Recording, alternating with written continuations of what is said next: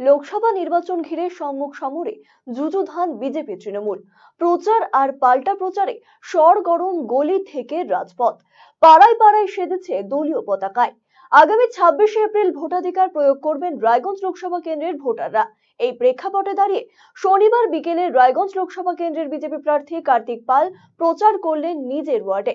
কালিয়াগঞ্জ পুরসভার 8 নম্বর ওয়ার্ডের ফুলতলার ওয়ার্ডের নাগরিকদের সাথে জনসংযোগ সারেন তিনি। আসন্ন লোকসভা নির্বাচনে তাকে বিপুল ভোটে জয়যুক্ত করবার আবেদন জানান বিজেপি প্রার্থী।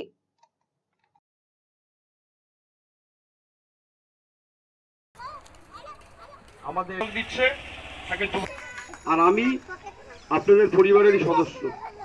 কেউ যদি নিজেদেরকে অনেক বড় ভাবে তাহলে সেই জায়গায় ঢাল হয়ে আমি আপনাদের সভা ভোটের পরে আমরা প্রথম পৌরসভাটাকে পরিবর্তন করে দেব, যাতে আপনাদের এই যে দুঃখ দুর্দশা সেটা দূর হয়ে যাবে। আবার সাহেব ঘাটার যে ভোট সেখানে আমাদের দিচ্ছে তাকে